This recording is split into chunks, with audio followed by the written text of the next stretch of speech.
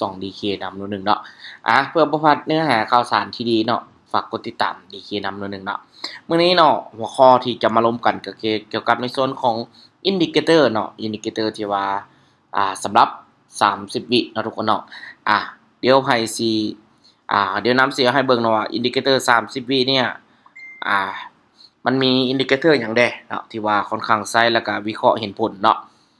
เนาะหลักๆเนาะเราต้องเข้าใจก่อนว่าเป้าหมายหรือว่า Indicator ตัวนี้มีความสำคัญแบบใดเนาะมีความสำคัญแบบใดอย่างเช่นเนาะยืนยันแท่งเทียนเนาะแล้วก็เน้นเป็น impulse นะแล้วก็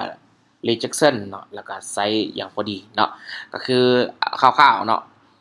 ฉะนั้นเนาะ Indicator ตัวที่1เนาะที่ว่าตอบโจทย์เนาะสำหรับในโซนของเป็นว่าเป็นอีกหนึ่งเทคนิคเนาะสำหรับการวิเคราะห์ใน time frame 30วินาทีนั่นเองเนาะหรือว่า1นาทีเนาะเดี๋ยวนำสิมาเบิ่งเนาะว่าเป็นไซส์แบบไหนเนาะตัวนี้เป็นมิลเลียมเปอร์เซ็นต์เนาะตัวนี้เนาะมันจะเป็นค่า80 50เป็นช่วงที่สำหรับการตัดสินใจเนาะแล้วก็ข้อสังเกตเนาะคือตัวนี้หลายคนน่าจะเข้าใจเนาะข้อสังเกตเนาะเมื่อค่าลบ100เนาะก็คือตัวนี้เนาะก็คือให้ขายเนาะเมื่อค่า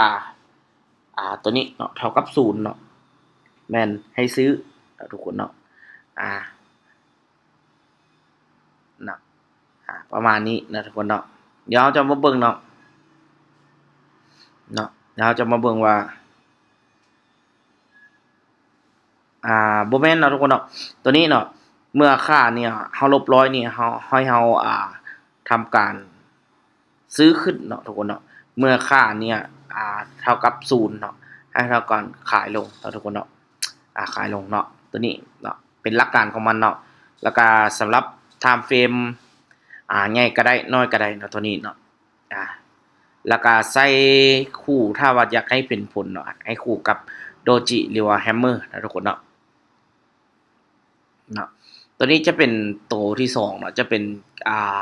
Bollinger BandเนาะBollinger Bandเนาะเป็นเครื่องมือวัดความผันผวนนะทุกคนเนาะเนาะตัวนี้เนาะเราจะเบิ่งนะการตั้งค่าเนาะตั้งค่าที่sound นะและ standard เนาะตัวนี้เนาะ division นี่เท่ากับ2เนาะเพื่อให้มีประสิทธิภาพสูงขึ้นเนาะถ้าว่าใครอยากฮู้เนาะวิธีการตั้งค่าก็บอกนำเนาะเดี๋ยวนำจะเป็นอีกคลิปให้เนาะข้อสังเกตเนาะแถบกลางแล้วก็แสดงความผันผวนเนาะหรือว่าเส้นกลางแหละเนาะเส้นกลางตัวนี้เนาะแสดงความผันผวนแล้วก็ปกติเนาะราคาทะลุแถบเนาะจะเป็นเลโบโซนเนาะตัวนี้เนาะแล้วก็การใช้งานเนาะเหมาะสำหรับการซื้อขายแบบ rejection เนาะโดยเฉพาะเมื่อราคากระโดดออกจากแถบเนาะจะเกิดแทงเทียนแฮมเมอร์เนาะคือหลายๆคนเห็นเนาะแล้วก็เดี๋ยวนำเซตคลิปให้เบิ่งเนาะในตัวจริงเนาะทุกคนเนาะต่อไปแม่น EMA 9เนาะบวกให้ EMA 21เนาะเป็นเส้นคู่เฉลี่ยเนาะตัวนี้เฮาคือ Trade Dynamic เนาะ Add Indicator ตัว EMA เนี่ยเฮาสามารถตั้งค่าได้เนาะว่าจะ add เอาประมาณเท่าไหร่เนาะการหลักการใช้ก็สิประมาณนี้เนาะการใช้หลักเนาะใช้สำหรับการวิเคราะห์แนวโน้มเนาะแบบไวเนาะในการซื้อขายระยะสั้นเนาะเมื่อสัญญาณขาขึ้นเนาะเมื่อ EMA 9ตัด EMA 21ขึ้นไปเนาะเป็นแนวโน้มขาขึ้นเนาะควรจะพิจารณาบ่ายนั่นเองนะทุกคนเนาะหรือว่าซื้อขึ้นเนาะแล้วก็ตัวนี้เนาะสัญญาณขาลงเนาะเมื่อ EMA 9ตัด EMA 21เนาะลงเนาะแนวโน้มจะควรพิจารณาขายนะทุกคนนะแนะนำก็คือใช้สำหรับการเข้าออเดอร์เนาะแล้วก็ทิศทางแนวโน้มนะเพื่อให้จะมีโอกาสสำเร็จนะทุกคนเนาะตัวนี้เนาะจะเป็นวอลลุ่มเนาะที่ว่าหลายคนขอกันเข้ามาเนาะตัวนี้เนาะวอลลุ่มเนาะตัวนี้ก็สิเป็นการตัวนี้เนาะให้เดี๋ยวนำตัวนี้นำสิลงตัวจริงให้เบิ่งนะทุกคนเนาะตัวนี้ก็สามารถใส่บวกกันเนาะเนาะเอามาใส่เนาะก็ประมาณนั้นเนาะทุกคนเนาะ ประมาณนั้นสำหรับ Indicator เนาะทุกคนเนาะตัวนี้ก็สิเป็น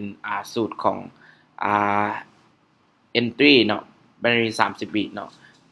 เป็น sample plan เนาะตัวนี้ก็คือเป็นเป็นการทดสอบเนาะการตรวจสอบเนาะตัวนี้เนาะก็สามารถเอาไปทำความเข้าใจได้เนาะทุกคนเนาะตัวนี้เนาะเดี๋ยวนำสิเฮ็ดคลิปเนาะเกี่ยวกับการลงตัวจริงให้เบิ่งเนาะทุกคนเนาะทุกๆการลงทุนมีความเสี่ยงเนาะอันนี้ก็เป็นหนึ่งเนาะที่ว่านำแชร์แบ่งปันบทเรียนให้กับไอ้น้อง FC ทุกๆคนเนาะคลิปนี้สำหรับมื้อนี้ว่ากันเท่านี้เนาะแล้วพบกัน EP ต่อไปเนาะเดี๋ยวนำจะเทศแต่ละอินดิเคเตอร์นี่เนาะแล้วก็สอนการตั้งค่าให้นะทุกคนเนาะสำหรับคลิปนี้ว่าเท่านี้เนาะทุกๆการเทรดหรือว่าการลงทุนก็มีความเสี่ยงเนาะสันไผที่อยากจะลงทุนก็ศึกษาให้ดีเนาะไผบ่มักก็เลื่อนผ่านปัดผ่านได้เลยเนาะขอขอบใจ